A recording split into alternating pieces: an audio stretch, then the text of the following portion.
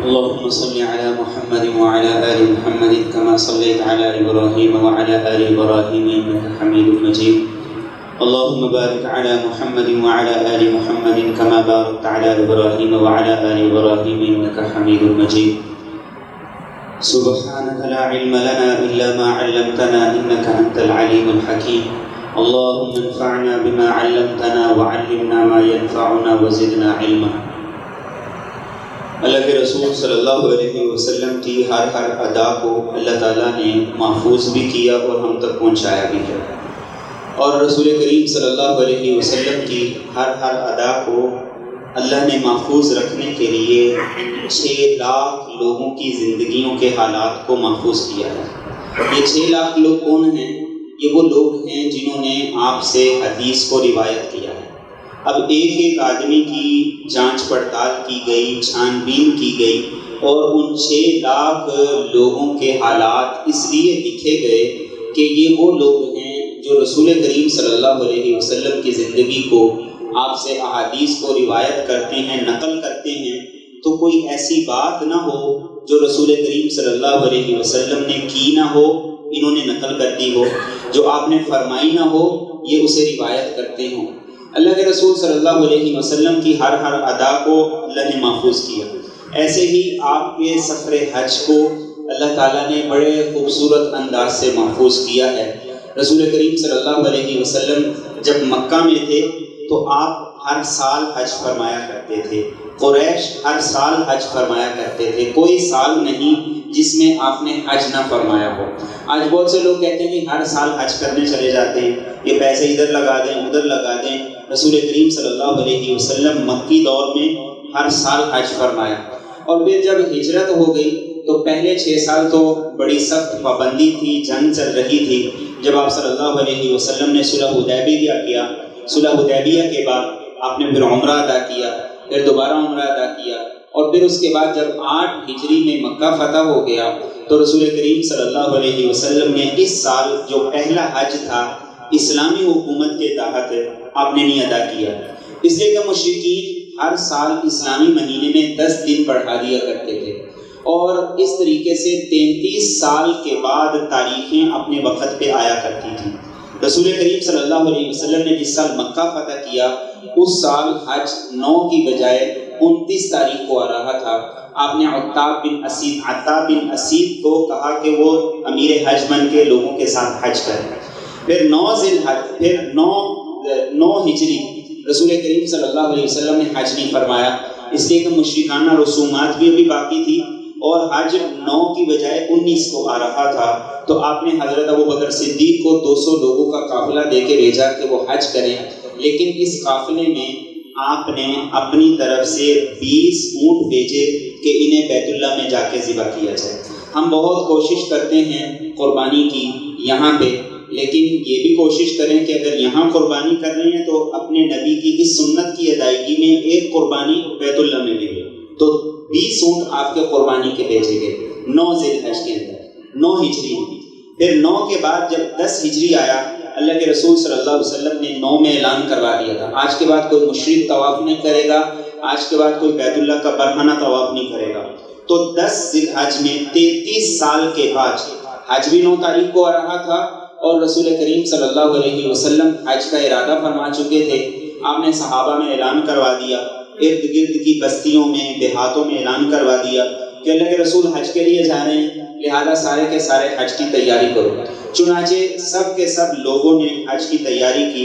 اللہ کے رسول صلی اللہ علیہ وسلم 25 ذی القعدہ ہفتے کا دن تھا، مدینہ طیبہ سے نکلے ہیں، اور یہاں سے نکلنے کے بعد ذوالحلیفہ میں وادی عقیق میں آپ نے پہلا پڑاؤ کیا ہے، پہلا سٹاپ یہاں پہ کیا ہے، اور یہ جبریل امین کے حکم سے کیا ہے کہ جبریل امین تشریف لائے اور اللہ کے رسول سے کہا صلی فی ھذا الوادی المبارک، اس مبارک وادی میں آپ نماز پڑھیے، اس لیے کہ اللہ نے حکم دیا ہے۔ آپ اترے، آپ نے اس وادی کے اندر نماز پڑھی، اور یہاں 5 نمازیں آپ نے پڑھی اور رات بھی یہیں پر آپ نے گزاری۔ اللہ کے رسول صلی اللہ علیہ وسلم نے اگلے دن ظہر کی نماز سے پہلے احرام کی چادریں باندھ لی۔ احرام کی چادروں سے پہلے حضرت عائشہ صدیقہ رضی اللہ تعالیٰ عنہ، انہوں نے رسول کریم صلی اللہ علیہ وسلم کو خوشبو لگائی، آپ کے مبارک بدن پہ بھی اور آپ کے مبارک بالوں پہ بھی. اور صحابہ کہتے ہیں کہ آپ کے مبارک بالوں میں وہ لگی ہوئی خوشبو ہمیں نظر آ رہی تھی. پھر آپ نے احرام کی چادریں پہن لی اور احرام کی چادریں پہن کے ظہر کی نماز ادا کی. ظہر کی نماز ادا کرنے کے بعد جب آپ اپنی اونٹنی قصواء پہ سوار ہوئے تو آپ نے تلبیہ کہا، اور تلبیہ اس طرح کہا: اللہم لبیک حج، اللہ میں حج کے لیے نیت کرتا ہوں، حج کا تلبیہ کہتا ہوں، حج کے لیے حاضر ہوں. تو جبریل امین آئے اور کہا: یا رسول اللہ صلی اللہ علیہ وسلم، آپ اس کے ساتھ عمرے کی بھی نیت فرمائیں. تو آپ نے دوبارہ حج کے تلبیے کے ساتھ عمرے کی بھی نیت کر لی. اب دو نیتیں اکٹھی ہو گئی، حج کی بھی اور عمرے کی بھی. اسے حج قران کہا جاتا ہے کہ جب دو نیتیں اکٹھی کر لی جائیں. اللہ کے رسول صلی اللہ علیہ وسلم نے یہ نیتیں کر لی. اب یہاں سے چلنے لگے تھے ذوالحلیفہ، جہاں سے آج مدینہ طیبہ سے واپسی پہ ہم احرام باندھتے ہیں. یہاں سے اللہ کے رسول چلنے لگے تو آپ نے پہلا کام یہ کیا، جو قربانی کے جانور ساتھ تھے ان کے گلے کے اندر چمڑے کا ٹکڑا ڈالا، اسے قلادہ کہا جاتا تھا، اور ان کی کوہان پہ تھوڑا سا ٹک لگایا جاتا تھا، زیادہ گہرا نہیں ہوتا تھا، جس سے تھوڑا خون نکلتا اور وہ خون اسی کی کوہان پہ مل دیا جاتا تھا. یہ اس کا مقصد کیا ہوتا تھا کہ تاکہ لوگوں کو پتہ چلے یہ احترام والے جانور ہیں، انہیں چوری نہیں کرنا، انہیں ایذا نہیں دینی، ان پہ سواری نہیں کرنی اور ان کا دودھ بھی نہیں نکالنا. اور چونکہ قافلے پرامن نہیں تھے، لوگ راستے میں لوٹا کرتے تھے، لیکن پورے قافلے کو بھی اگر لوٹتے تھے تو یہ ہدی کے قربانی کے جو جانور جن کے گلے کے اندر علامت ہوتی، جن کی کوہان پہ علامت ہوتی تھی، ان کو نہیں لوٹا کرتے تھے. پھر اللہ کے رسول صلی اللہ علیہ وسلم کی زلفیں بڑی بڑی تھی، بال مبارک بڑے بڑے تھے، تو آپ نے تلبید کی. جیسے ہمارے ہاں جیل لگائی جاتی ہے بالوں کو ٹھہرانے کے لیے تاکہ بال اڑتے نہ رہیں اور بہت زیادہ میلے نہ ہوں. پھر اللہ کے رسول جب اونٹنی پہ سوار ہوئے تو آپ نے تلبیہ کہا، اور تلبیہ کہتے ہوئے آپ کے الفاظ کیا تھے: اللہم حج لا ریاء فیہا ولا سمعہ، اللہ میں حج کی نیت کر رہا ہوں، حج کے لیے میں پیش ہوں، حاضر ہوں، لیکن یہ وہ حج ہے جس میں نہ کوئی ریاکاری مطلوب ہے، نہ دکھلانا سنانا مطلوب ہے. اللہ کے رسول نے تو ساری زندگی اپنی کھپا دی، اولاد کھپا دی، اپنی ساری زندگی کا لمحہ لمحہ اللہ کی معیت اور قرب میں گزارا. یہ الفاظ کس لیے تھے؟ یہ الفاظ میرے اور آپ کے لیے تھے، میرے اور آپ کے لیے تھے، آج کے مسلمان کے لیے تھے. کہ آج کا مسلمان وہ حج پہ بعد میں جاتا ہے، اس کی سیلفیاں اور موبائل پہلے آن ہو جاتا ہے، وہ بیت اللہ میں جاتا ہے، بیت اللہ کے تقدس کو پامال کرتا ہے، وہ مسجد نبوی میں جاتا ہے تو روضہ رسول کے تقدس کو پامال کرتا ہے، اس کا موبائل کہیں بھی آف نہیں ہوتا ہے. اللہ کے رسول تلبیہ کہہ رہے ہیں اور کیا کہہ رہے ہیں؟ اللہم حج لا ریاء فیہا ولا سمعہ، اے اللہ حج کے لیے جا رہا ہوں، کوئی ریاکاری نہیں، کوئی دکھلاوا نہیں. اور صحابہ کہتے ہیں کہ انتہائی سستی چادریں آپ نے احرام کی پہنی ہوئی تھی. اور کہاں کی چادریں تھی؟ صحارا، مسقط کا ایک علاقہ تھا، وہاں کی چادریں تھیں. اللہ کے رسول صلی اللہ علیہ وسلم نے وہ چادریں پہنی ہوئی. اب یہاں سے جب آپ چلنے لگے جبریل امین آئے اور کہا: یا رسول اللہ صلی اللہ علیہ وسلم، صحابہ سے کہیے، اپنے جانثاروں سے کہیے کہ تلبیہ اونچی آواز سے کہیں، اللہ کو پسند ہے. تو جب جبریل امین کا حکم آیا تو اللہ کے رسول نے بھی اونچی آواز سے لبیک اللہم لبیک. صحابہ کا مجمع جو ابھی 18,000 تھا، ابھی 1.25 لاکھ نہیں تھے، انہوں نے بھی اونچی آواز سے جب تلبیہ کہا اور پوری کی پوری وادی گونج پڑی. اللہ کے رسول صلی اللہ علیہ وسلم نے فرمایا کہ سنو سنو، ما من مسلم یلبی، جو مسلمان بھی حج کے سفر پہ ہو، عمرے کے سفر پہ ہو، جب وہ لبیک اللہم لبیک کہتا ہے تو اس کے دائیں طرف زمین کی انتہا تک، کائنات کی انتہا تک، ہر پتھر، ہر درخت، ہر شجر، ہر حجر، جو چیز سنتی ہے کل قیامت کے دن اس کے حق میں گواہی دے گی. جب وہ کہتا ہے تو بائیں جانب آخر تک، زمین کے کونے تک، مشرق ہے یا مغرب ہے، جو چیز اس کے تلبیے کو سنے گی، اللہ سب کو سناتا ہے، وہ سارے کے سارے جھوم اٹھتے ہیں اس تلبیے پر. ایسے خوبصورت کلمات ہیں. تو آپ نے فرمایا کہ وہ سارے کے سارے کل قیامت کے دن اس کے حق میں گواہی دیں گے. اب سفر شروع ہو گیا. سفر پر مشقت ہے، گھوڑوں پر سفر ہے، اونٹوں پر سفر ہے، اور کئی لوگ پیدل بھی ہیں. لیکن میرے اور آپ کے نبی نے اس سارے سفر میں صحابہ کو اپنے ساتھ جوڑ کے رکھا، بیدار کر کے رکھا. ہمارا سفر کیا ہوتا ہے؟ ادھر احرام باندھا، جہاز میں بیٹھے اور سو گئے، سوتے سوتے وہاں پہنچ گئے اور آنکھ کھلی تو اب جلدی جلدی وضو کریں، نہ راستے کی نمازیں ہیں نہ وہاں جا کے نمازیں ہیں، کیا کرنا ہے جی؟ عمرہ کرنا ہے، عمرہ کرنا ہے۔ آدھا سو رہے ہیں، آدھا جاگ رہے ہیں، 7 چکر ادھر لگائے 7 ادھر لگائے اور ٹینٹ کروائی، احرام اتارا اور کہا جی بڑا اللہ کا شکر ہے عمرہ ہو گیا۔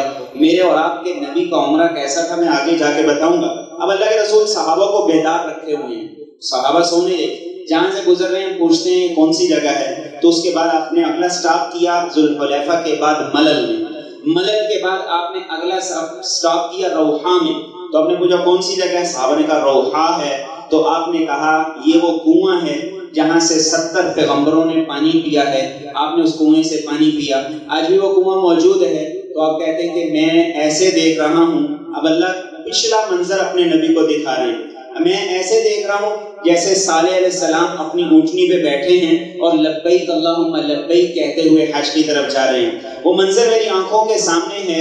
ہود علیہ السلام اپنی اونٹنی پہ بیٹھے ہیں، لبیک اللہم لبیک کہتے ہوئے حج کی طرف جا رہے ہیں۔ صحابہ کا جوش بھی بڑھ رہا ہے، جذبہ بھی بڑھ رہا ہے۔ یہاں سے آپ آگے چلے ہیں، افایا میں قیام کیا، افایا کے بعد آگے چلے ہیں، ابوا میں آپ نے قیام کیا۔ اب ابوا میں جس جگہ آپ نے قیام کیا، جب تھوڑا سا وقت گزرا تو آپ مدینہ طیبہ سے نکل رہے تھے مکہ کی طرف، تو مکہ کی بجائے آپ ایک دوسری سمت میں چل پڑے۔ صحابہ بھی آپ کے پیچھے پیچھے کہ اللہ کے رسول کہاں جا رہے ہیں، کس طرف جا رہے ہیں، تو اللہ کے رسول سیدھا پہنچے ہیں اپنی والدہ کی خبر پر، اور وہاں اوپر تشریف لے گئے پہاڑ کے اوپر، اور صحابہ کہتے ہیں کہ اللہ کے رسول صلی اللہ علیہ وسلم بیٹھے، کیسے بیٹھے؟ آپ دیکھیے گا کہ ایسے دونوں پاؤں آپ نے اوپر کیے اور ایسے دونوں ہاتھ رکھے اور سر جھکا کے رونا شروع کیا۔ صحابہ کہتے ہیں اتنا روئے کہ سارے صحابہ کو رلایا۔ وہ منظر میرے نبی کو یاد آ گیا، 6 سال کے تھے، ماں ساتھ تھی، ایمن ساتھ تھی، اس پہاڑی پر اللہ کے رسول کی ماں پہنچی تھی اور وہ دنیا سے جا رہی تھی، اور وہ کہہ رہی تھی کہ بیٹا مرنا تو ایک دن سب نے ہے، لیکن تیری پیشانی پہ میں نے یہ پڑھ لیا ہے تو بڑا خوش نصیب ہوگا، تیرا بڑا نام ہوگا، تیری بڑی قسمت ہوگی۔ صحابہ کہتے ہیں کہ اللہ کے رسول نے کہا کہ آج رات یہاں گزارنی ہے۔ آپ نے وہاں اپنی ماں کی قبر کے پاس رات گزاری، صبح یہاں سے چلے، پھر اس کے بعد اللہ کے رسول صلی اللہ علیہ وسلم صرف پہنچے۔ پھر صرف جب پہنچے ہیں تو حضرت عائشہ رضی اللہ تعالیٰ عنہ ان کو عذر پیش آ گیا، وہ اللہ کے رسول تشریف لائے تو وہ رو رہی تھی، پوچھا کیوں رو رہی ہو؟ تو کہا یا رسول اللہ مجھے عذر پیش آ گیا، اب میں کیا کروں؟ تو ہم نے کہا پریشان ہونے کی ضرورت نہیں ہے کہ تمہارا احرام رہے گا لیکن تم نے طواف نہیں کرنا ہے۔ اب آپ آگے تشریف لے گئے تنعیم کے بعد پھر آپ نے اگلا سٹاپ کیا ذی طویٰ کے اندر۔ اب اللہ کے رسول صلی اللہ علیہ وسلم مکہ کی حدود میں پہنچ گئے، رات آپ نے یہاں پہ ذی طویٰ میں قیام کیا، مکہ کی حدود میں پہنچ گئے لیکن قیام رات کو یہاں پہ کیا۔ صبح اللہ کے رسول صلی اللہ علیہ وسلم اٹھے، بیدار ہوئے اور بیدار ہو کر احرام کی چادروں کو تبدیل کر لیا۔ ہمارے یہاں کہا جاتا ہے کہ چادریں نہ تبدیل کریں، احرام نہ تبدیل کریں۔ احرام چادروں کا نام نہیں ہے، احرام اس نیت کا نام ہے جو آپ نے اپنے ملک سے تلبیہ کہہ کر اور نیت کر کے اپنے اوپر پابندی کر لی تھی، نیت کا نام، اس کے ساتھ احرام ایک اضافی شرط ہے۔ رات کا قیام آرام، سفر کیا ہوا تھا، 9 دن کے بعد 4 ذی الحج کو اللہ کے رسول صلی اللہ علیہ وسلم پہنچے اتوار کے دن، تو آپ صلی اللہ علیہ وسلم صبح اٹھے، بیدار ہوئے، غسل فرمایا اور غسل فرمانے کے بعد چادریں تبدیل فرمائیں، اور چادریں تبدیل فرمانے کے بعد آپ بیت اللہ تشریف لے گئے، مروہ کی جانب سے آپ داخل ہوئے، وہاں پہ بابو بنو شیبہ ہے، آج بھی موجود ہے، وہاں سے آپ نے اونٹنی باہر بٹھائی، اندر داخل ہوئے، بیت اللہ میں تشریف لائے اور سب سے پہلے آگے حجر اسود کو بوسہ دیا اور سجدہ کیا، طواف شروع کیا، رکن یمانی پہ پہنچے، دائیں ہاتھ لگایا رکن یمانی کو، اور پھر آگے ربنا آتنا فی الدنیا حسنہ وفی الآخرۃ حسنہ وقنا عذاب النار کہتے ہوئے حجر اسود تک پہنچے، اور صحابہ کو بتایا کہ رکن یمانی اور حجر اسود کے درمیان 70,000 فرشتے موجود ہوتے ہیں جو دعائیں کرنے والوں کی دعاؤں پہ آمین کہہ رہے ہوتے ہیں۔ اب آپ نے دوبارہ استلام کیا، دوبارہ حجر اسود کو بوسہ دیا، پھر سجدہ کیا، پھر تیسرا چکر تھا، پھر حجر اسود کا بوسہ دیا اور پھر آپ نے سجدہ کیا۔ اس کے بعد باقی جو 4 چکر تھے وہ رسول کریم صلی اللہ علیہ وسلم نے سواری پر، یہ سواری پر آپ نے سفر میں اس لیے کیے تاکہ لوگوں کو پتہ چل جائے کہ عمرہ کیسے کرنا ہے، طواف کیسے کرنا ہے اور اعمال کو کیسے ادا کرنا ہے، ورنہ بغیر مجبوری کے ویل چیئر پر یا سواری پر نہ طواف کیا جا سکتا ہے نہ صفا مروہ کی سعی کی جا سکتی ہے۔ طواف مکمل ہوا، اللہ کے رسول صلی اللہ علیہ وسلم کی زبان پر تھا وَاتَّخِذُوا مِن مَقَامِ إِبْرَاهِيمَ مُصَلًّى، یہ کلمات آپ کی زبان پر تھے۔ مقام ابراہیم کے پاس تشریف لے گئے، اب مقام ابراہیم آپ کے سامنے اور پھر اس سے آگے بیت اللہ تھا۔ رسول کریم صلی اللہ علیہ وسلم نے اس موقع پر 2 رکعت نماز ادا کی، پہلی رکعت میں قل یا ایھا الکافرون اور دوسری رکعت میں قل ھو اللہ احد، ان 2 سورتوں کی تلاوت فرمائی۔ نماز مکمل ہوئی، زمزم کے کنویں پہ تشریف لے گئے۔ زمزم کا پانی خود نہیں کھینچا، بلکہ حضرت عباس سے کہا کہ میری بھی خواہش ہے کہ زمزم کے کنویں سے پانی نکالوں، حاجیوں کو پلاؤ۔ حاجیوں کی خدمت کرنا بہت بڑا شرف ہے، بہت بڑی فضیلت ہے۔ اللہ کے رسول صلی اللہ علیہ وسلم نے فرمایا میں اس لیے نہیں نکال رہا ہوں کہ پھر صحابہ کی بھی خواہش ہوگی، ہمارے نبی نے کیا ہے ہم بھی کیے، اور لوگ مشقت کے اندر پڑ جائیں گے۔ تو اللہ کے رسول صلی اللہ علیہ وسلم نے زمزم کا پانی لیا، نوش فرمایا، اور نوش فرمانے کے بعد جو آپ کے منہ میں بچا ہوا تھا وہ کنویں میں ڈال دیا، اور کہا کہ اب زمزم کو 2 برکتیں حاصل ہو گئی۔ ایک، زمزم کو برکت یہ حاصل ہے کہ اسماعیل کی ایڑیاں رگڑی، اسماعیل نے ایڑیاں رگڑی اور یہ کنواں نکل آیا۔ اب قیامت تک کے میرے ماننے والوں کے لیے اس میں میرا لعاب بھی شامل ہو گیا ہے، جو بھی پیے گا اس میں یہ دونوں نسبتیں سامنے رکھ کے پیے گا۔ اب تو بائیکاٹ چل رہا ہے کوک کا، پیپسی کا، ان مصنوعات کا، لیکن افسوس کی بات یہ ہے کہ جس کے پاس زمزم جیسی نعمت ہو وہ یہ چھوڑ کے وہاں کا پانی پیے، وہ کوک پیے، پیپسی پیے، بیماری بھی ساتھ لے، پیسہ بھی ساتھ خرچ کرے، اور نبی کریم صلی اللہ علیہ وسلم کا وہ لعاب دہن والا پانی وہ وہاں چھوڑ کے کوئی اور پانی پیے۔ اس سے بڑی محرومی کیا ہو سکتی ہے؟ اور ایک حدیث مبارکہ آپ کو بتاؤں، رسول کریم صلی اللہ علیہ وسلم نے ارشاد فرمایا مومن زمزم کا پانی زیادہ سے زیادہ پیتا ہے اور پیٹ بھر کے پیتا ہے، اور فرمایا کہ منافق کی نشانی ہے کہ وہ زمزم کا پانی تھوڑا تھوڑا پیتا ہے۔ آج اب ہمیں خود فرق کرنا ہے کہ ہم مومنوں میں ہیں منافقوں میں ہیں۔ پھر زمزم کا پانی پینے کے بعد اللہ کے رسول صلی اللہ علیہ وسلم نے اپنے مبارک سر پہ ڈالا، اپنے جسم پہ ڈالا، اور پھر صفا کی طرف آپ استلام کر کے تشریف لے گئے۔ اب صفا کے قریب ہوئے تو آپ کی زبان پر تھا ان الصفا والمروہ من شعائر اللہ۔ صفا کے اوپر چڑھے تو بیت اللہ نظر آ رہا تھا، بیت اللہ کی طرف رخ کیا، اللہ اکبر، سبحان اللہ، الحمدللہ، لا الہ الا اللہ، یہ کلمات آپ مسلسل دہراتے چلے جا رہے تھے۔ اس کے بعد آپ نے کہا لا الہ الا اللہ وحدہ لا شریک لہ لہ الملک ولہ الحمد وہو علی کل شیء قدیر، لا الہ الا اللہ وحدہ انجز وعدہ ونصر عبدہ وہزم الاحزاب وحدہ۔ یہ کلمات آپ نے پڑھے اور پھر ایک لمبی دعا کی۔ صحابہ کہتے ہیں ہم نے بھی مل کے دعا کی۔ پھر جب دعا مکمل ہوئی پھر آپ نے یہ کلمات دوبارہ پڑھے، پھر دوسری مرتبہ دعا کی، پھر وہ دعا مکمل ہوئی، پھر تیسری مرتبہ یہ کلمات پڑھے، پھر دعا کی۔ 3 مرتبہ آپ نے اس طریقے سے صفا پہ دعا کی۔ صفا سے اترے ہیں، مروہ کی طرف چلے ہیں، تو جہاں آج کل سبز لائٹیں ہیں وہاں اس وقت یہ نشیبی علاقہ تھا۔ اللہ کے رسول صلی اللہ علیہ وسلم کی زبان پر تھا رب اغفر وارحم وتجاوز عما تعلم۔ بڑی خوبصورت دعا ہے کہ اللہ بخش دے، رحم کر دے، اور جو تو جانتا ہے بس اسے اپنے فضل سے معاف کر دے، تو بڑی عزتوں والا ہے، بڑے کرم والا ہے۔ پھر آپ مروہ پہ پہنچے، اور مروہ پہ پہنچ کے بھی پہلے وہی کلمات، پھر اس کے بعد ایک دفعہ دعا کی، پھر دوبارہ وہ کلمات، پھر دوسری دفعہ دعا کی، پھر تیسری دفعہ وہ کلمات، پھر تیسری دفعہ دعا کی۔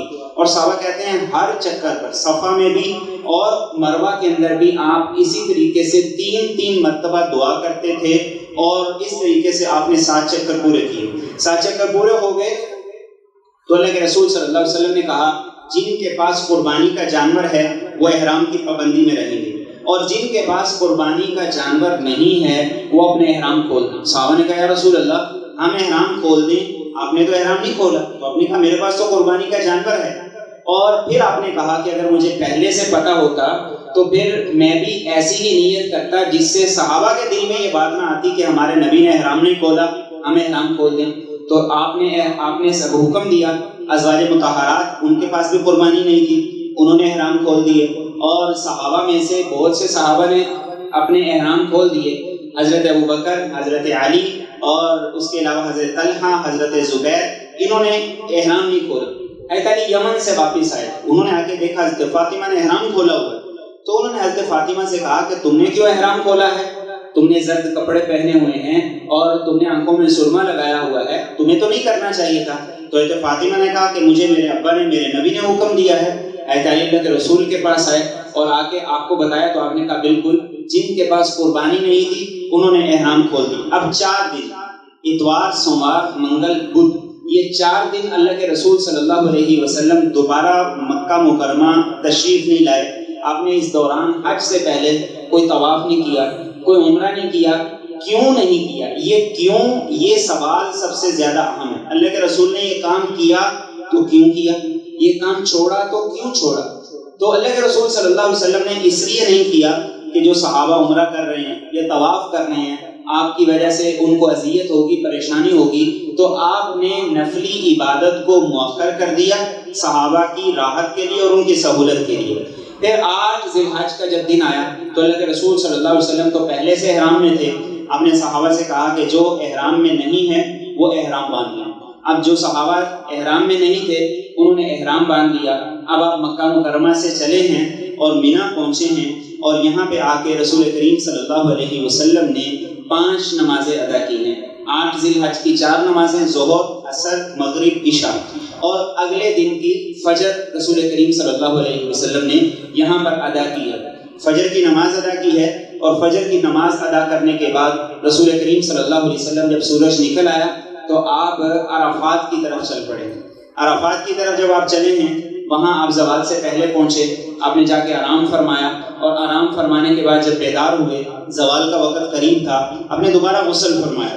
اور آپ دیکھیے کہ ہر جگہ پہ اللہ کے رسول پہلے آرام کر رہے ہیں، پھر اس کے بعد اگلا کام کر رہے ہیں تاکہ جو بھی عبادت ہے اس کو بہتر طریقے سے سر انجام دیا جائے۔ اب آپ نے دوبارہ آرام فرمایا، آرام فرما کے اٹھے، دوبارہ غسل فرمایا۔ آپ نے فرمایا اونٹنی تیار کی جائے، قصوہ جو آپ کی اونٹنی تھی وہ تیار کی گئی، اور میدان عرفات کے اندر اللہ کے رسول تشریف لائے۔ یہ پہلا خطبہ آپ نے ارشاد فرمایا، یہ پہلا خطبہ آپ نے ارشاد فرمایا 9 ذی الحج کو میدان عرفات کے اندر، جمعہ کا دن تھا۔ خطبہ مکمل ہوا تو آیت نازل ہوئی، الیوم اکملت لکم دینکم واتممت علیکم نعمتی ورضیت لکم الاسلام دینا۔ اسلام کی تکمیل کا اعلان حج پہ ہوا، تو حج سے ایمان کی تکمیل ہوتی ہے، حج سے اسلام کی تکمیل ہوتی ہے۔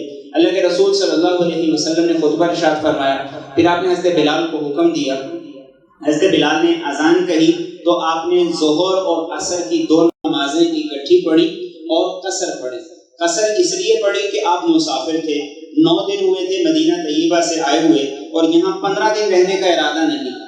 اللہ کے رسول نے 2 نمازیں اکٹھی پڑھی، اور پھر اس کے بعد آپ نے جبل عرفات کے اندر جبل رحمت کے پاس تشریف لائے، اور جبل رحمت کے پاس تشریف لا کے اونٹنی کا رخ قبلے کی طرف کیا، اور صحابہ سے کہا جس کو جہاں جگہ ملتی ہے وہیں پہ ٹھہرے، ہر کوئی اس جبل رحمت میں آنے کی کوشش نہ کرے، جہاں بھی کوئی ٹھہر جائے گا اس کا حج ہو جائے گا۔ تو اللہ کے رسول صلی اللہ علیہ وسلم اونٹنی پر تشریف فرما تھے۔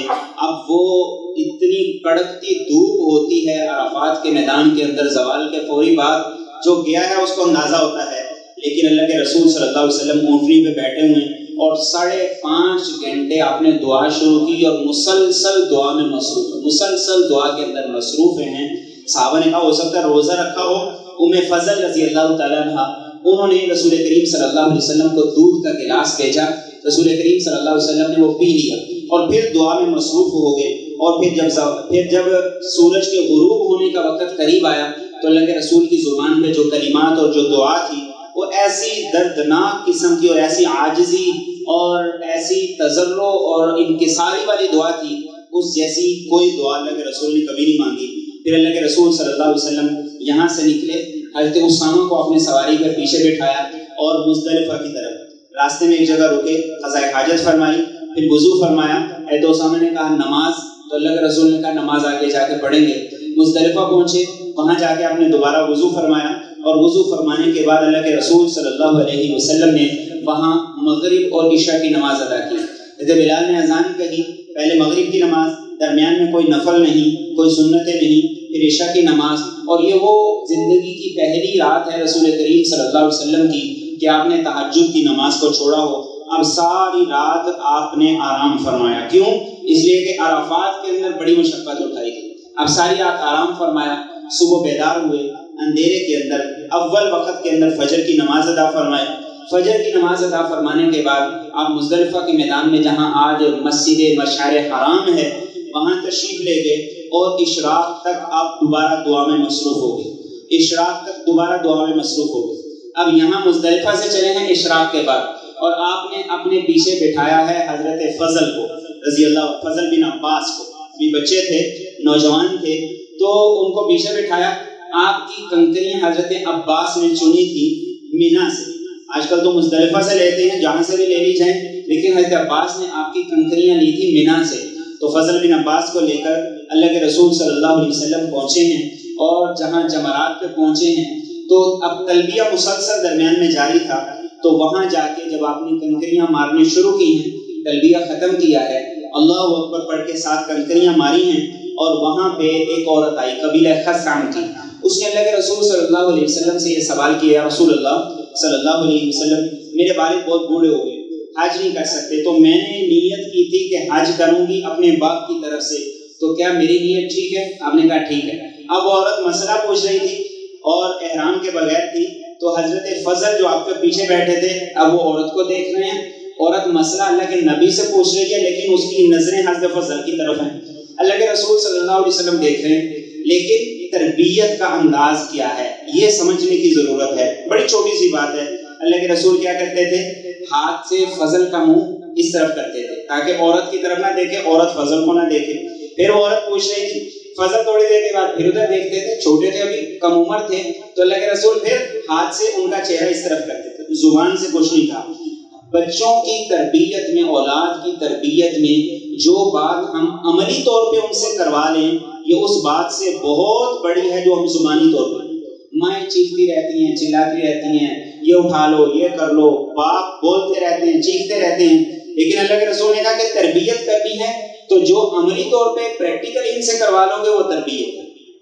اب اللہ کے رسول صلی اللہ علیہ وسلم قربان گاہ تشریف لے گئے، 100 اونٹ آپ صلی اللہ علیہ وسلم قربانی کے لیے لائے ہوئے تھے، تو آپ نے نیزہ ہاتھ میں پکڑا، 5 اونٹوں کو آگے کیا جاتا تھا۔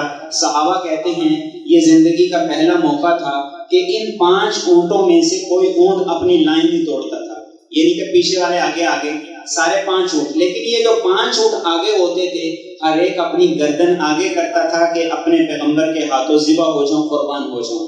تو صحابہ کہتے ہیں کہ جب تک آپ نے نیزہ نہیں پھینکا اونٹ خود آگے بڑھتے رہے، اپنی گردنیں کٹواتے رہے، 63 جب پورے ہو گئے تو آپ نے نیزہ پھینک دیا، باقی حضرت علی رضی اللہ تعالیٰ عنہ کو حکم دیا، 100 ذبح ہو گئے، آپ نے اس موقع پر حضرت علی رضی اللہ تعالیٰ عنہ سے کہا سب کی ایک بوٹی لو اور اس کو پتیلے کے اندر ڈالو، اس کا سوپ بناؤ، شوربہ بناؤ۔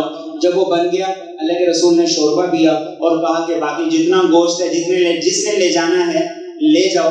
تو اس کے بعد آپ صلی اللہ علیہ وسلم نے ابو طلحہ کو بلایا، ابو طلحہ آئے، انہوں نے آپ کے بال مونڈ دیے، آدھے سر کے بال آپ نے ابو طلحہ کو دے دیے اور باقی آدھے جو تھے وہ 1-2 بال جس صحابی کی قسمت میں آیا انہوں نے لے لیا۔ اللہ کے رسول صلی اللہ علیہ وسلم نے دیکھا کچھ صحابہ نے اپنے بال منڈوا دیے، ٹینڈ کروا دی، اور کچھ وہ تھے جنہوں نے بال چھوٹے کروائے۔ تو اس موقع پر آپ نے کہا کہ جنہوں نے ٹینڈ کروائی ہے اللہ کی ان پہ رحمت ہو، اللہ کی ان کے پہ رحمت ہو، اللہ کی ان پہ رحمت ہو، 3 مرتبہ رحمت کی دعا کی، اور کہا کہ جنہوں نے بال چھوٹے کروائے ہیں اللہ کی ان پہ رحمت ہو، ایک دفعہ ان کے لیے دعا کروائی۔ تو جنہوں نے بال چھوٹے کروائے تھے ان کے ذہن میں آیا تو اللہ کے رسول نے فرمایا کہ اگر تم بھی کروا لیتے تو تمہارے لیے بھی یہ 3 مرتبہ رحمت کی دعا کر دی جاتی۔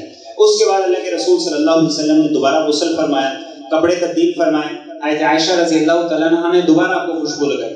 اب طواف زیارت کے لیے جانے سے پہلے دوبارہ اللہ کے رسول کھانا پکنے کے انتظار میں بیٹھ گئے، یہ دوبارہ سٹے ہے، یہ دوبارہ وقفہ ہے تاکہ اگلی عبادت کے لیے درمیان میں وقت ملے، تاکہ اگلی عبادت اچھے طریقے سے ہو۔ فرض طواف ہے۔ اب اللہ کے رسول صلی اللہ علیہ وسلم مکہ مکرمہ پہنچے ہیں، وہاں جا کے آپ نے طواف فرمایا اور ظہر کی نماز، ایک روایت ہے آپ نے یہیں پہ ادا فرمائی اور ایک روایت ہے کہ آپ دوبارہ مینا واپس تشریف لے آئے۔ تو اللہ کے رسول صلی اللہ علیہ وسلم دوبارہ تشریف لے آئے۔ اب 10 کی کنکریاں مارنی، پھر 10 کے بعد 11 اور 12 کی کنکری، 11 کی کنکریاں اللہ کے رسول صلی اللہ علیہ وسلم نے ماری۔ اب کنکریاں کیسے ماری؟ آج یہ بھی چیز ہمارے سیکھنے کی ہے۔ حج کی تربیت میں سب سے اہم چیز یہ ہے کہ ہم ہر کام اللہ کے رسول صلی اللہ علیہ وسلم کی سنت کے مطابق کریں۔ آپ کنکریوں کے لیے آگے بڑھے، پہلے شیطان کو کنکریاں ماری آپ نے اور راستے سے ہٹ کے قبلے کی طرف رخ کر کے کھڑے ہو گئے، اور ایک روایت یہ ہے کہ جتنی دیر میں سورہ بقرہ پڑھی جاتی ہے اتنی دیر اللہ کے رسول دعا کرتے رہے، مسلسل دعا کرتے رہے۔ پھر اس کے بعد جب دعا مکمل ہو گئی اس کے بعد آگے بڑھے، دوسرے پہ کنکریاں ماری، پھر راستے سے ہٹ کے الگ ہو گئے اور اتنی دیر دعا کرتے رہے جتنی دیر سورہ بقرہ پڑھی جاتی ہے۔ پھر تیسرے جمرے پہ کنکریاں ماری تو پھر 11 کو اور 12 کو اس طریقے سے اللہ کے رسول صلی اللہ علیہ وسلم نے کنکریاں ماری۔ 11 کو آپ نے دوبارہ خطبہ ارشاد فرمایا، اور اس خطبے میں باتیں ساری وہی تھی جو پہلے ارشاد فرمائی تھی، لیکن ایک بات ایسی تھی جس نے صحابہ کرام کو رلا دیا۔ وہ بات یہ تھی کہ اللہ کے رسول صلی اللہ علیہ وسلم نے فرمایا لعلی لا اراکم بعد عامی ھذا، کہ میرے صحابہ ہو سکتا ہے آج کے بعد کبھی زندگی میں اس جگہ پہ ملاقات نہ ہو۔ جب اللہ کے رسول نے یہ بات ارشاد فرمائی تو آپ بھی زاروں کے دار رونے لگے۔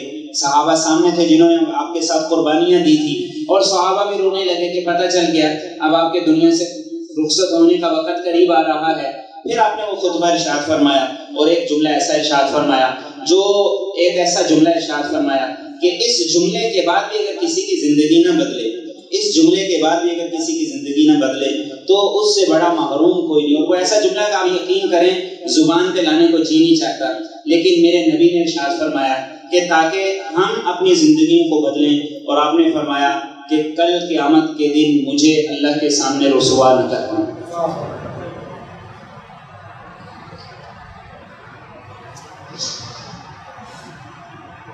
کتنا بڑا جملہ میرے اور آپ کے نبی نے ارشاد فرمایا کہ میں نے اتنی قربانیاں دی، اتنی قربانیاں دی، اپنی قربانیاں دی، اپنے جذبات کی قربانیاں دی، طائف کے پتھر کھائے، کیا کیا چھوڑ دیا۔ کل قیامت کے دن ایسا نہ ہو کہ تم اپنا گندا نامہ اعمال لے کر اللہ کی بارگاہ کے اندر آ جاؤ۔ تو اس موقع پر آپ نے یہ جملہ ارشاد فرمایا، اس جملے نے صحابہ کی روحوں کو نکال دیا۔ یہ آپ نے جو خطبہ یہاں پر ارشاد فرمایا اس کا معجزہ کیا تھا؟ اس کا معجزہ یہ تھا کہ 1.25 لاکھ صحابہ تک آپ کی آواز بغیر کسی واسطے تک جا رہی تھی۔ باتیں وہی تھی، دو یہ باتیں اضافی تھی۔ پھر اللہ کے رسول صلی اللہ علیہ وسلم نے 12 کے بعد صحابہ کو حکم دیا کہ جس نے جانا ہے وہ چلا جائے، لیکن آپ 12 کو نہیں گئے، آپ نے 13 کو بھی یہیں پہ قیام کیا، اور 13 کو قیام کرنے کے بعد یعنی چوتھے دن بھی آپ نے جمرات میں رمی کی، اور چوتھے دن منگل کے بعد اب اللہ کے رسول صلی اللہ علیہ وسلم تشریف لے آئے، اور پھر دوبارہ آپ نے مکہ کے قریب قیام کیا، اور بدھ کے دن اللہ کے رسول صلی اللہ علیہ وسلم دوبارہ پہنچے طواف وداع کے لیے۔ عمومی طور پر جب لوگ حج کرتے تھے تو پھر وہ مینا کے بعد واپسی اپنے گھروں کو جایا کرتے تھے۔ آپ نے کہا کہ نہیں، واپسی نہیں جانا، طواف وداع کرنا ہے۔ تو اس موقع پر جب آپ نے طواف وداع کرنے کے لیے جا رہے تھے، ایک عائشہ نے کہا یا رسول اللہ صلی اللہ علیہ وسلم، میری ساری سوکنوں نے کیا عمرہ اور حج، اور میں نے صرف اور صرف حج کیا اس لیے کہ مجھے مجبوری پیش آ گئی تھی، میں نے عمرہ نہیں کیا۔ تو اللہ کے رسول صلی اللہ علیہ وسلم نے عبد الرحمن بن ابو بکر جو حضرت عائشہ کے بھائی تھے ان کو حضرت عائشہ کے ساتھ بھیجا کہ جاؤ تنعیم سے جا کے احرام باندھو اور عمرہ کر لو۔ یہ کتنی بڑی سہولت حضرت عائشہ کی اس مجبوری کی وجہ سے اللہ نے مجھے اور آپ کو دے دی، قیامت تک کے انسانوں کو دے دی، قیامت تک کے انسانوں کو، کہ اگر بیت اللہ کے اندر پہنچ گئے ہیں، وہاں رہ رہے ہیں، تو جس نے عمرہ کرنا ہے، عمرے کی نیت ہے، تو مسجد عائشہ آج عائشہ رضی اللہ تعالیٰ عنہ کے نام سے ہے، وہاں سے جاؤ، عمرے کا احرام باندھو اور عمرہ کرو۔ اللہ کے رسول طواف وداع کے لیے جب تشریف لے گئے تو عائشہ عمرہ کر کے فارغ ہو گئی تھی، اور اس وقت حضرت صفیہ کو دیکھا آپ نے کہ وہ رو رہی، آپ نے پوچھا کیوں رو رہی ہیں؟ تو انہوں نے کہا یا رسول اللہ مجھے بھی بشری تقاضے کے تحت عذر پیش آ گیا ہے۔ تو آپ صلی اللہ علیہ وسلم نے کہا لگتا ہے اب ہمیں رکنا پڑے گا، لیکن پھر آپ نے پوچھا کہ تم نے طواف زیارت کر لیا یا رسول اللہ کر لیا ہے؟ تو آپ نے کہا بالکل کوئی پریشانی کی بات نہیں۔ ام سلمہ کہنے لگی یا رسول اللہ صلی اللہ علیہ وسلم میں تھکی ہوئی ہوں، بیمار ہوں، اب میں طواف نہیں کر سکتی۔ تو آپ نے کہا کہ تم اونٹنی پر پیچھے پیچھے طواف کر لینا۔ اللہ کے رسول نے طواف وداع کیا اور آپ واپسی تشریف لے گئے، اور 22 ذی الحج کے قریب آپ صلی اللہ علیہ وسلم مدینہ طیبہ کے قریب پہنچے۔ اب سیدھا مدینہ طیبہ نہیں گئے، دوبارہ پھر ذوالحلیفہ میں قیام کیا، رات یہاں پہ ٹھہرے ہیں، صبح پھر آپ آگے گئے ہیں۔ جب آپ کی نظر جبل احد پہ پڑی تو آپ نے صحابہ سے کہا یحبنا ونحبہ، یہ وہ پہاڑ ہے جو ہم سے محبت کرتا ہے، ہم اس سے محبت کرتے ہیں، اور یہ پہاڑ جنت کے اندر جائے گا۔ پھر آپ آگے گئے، مدینہ کی آبادی آ گئی، بستی نظر آئی، تو آپ کی زبان پر تھا لا الہ الا اللہ وحدہ لا شریک لہ لہ الملک ولہ الحمد وهو على كل شيء قدیر آئبون تائبون عابدون لربنا حامدون صدق اللہ وعدہ ونصر عبدہ وہزم الاحزاب وحدہ۔ یہ میرے اور آپ کے نبی کا مختصر سفر حج تھا۔ تو اللہ تعالیٰ ہمیں توفیق دے، بار بار توفیق دے، قبولیت والی حاضری اللہ پاک ہمیں نصیب کرے عرفات کی بار بار۔ تو اس سنت کے مطابق حج کرنا یہ ہمارا سب سے بڑا ٹارگٹ ہونا چاہیے۔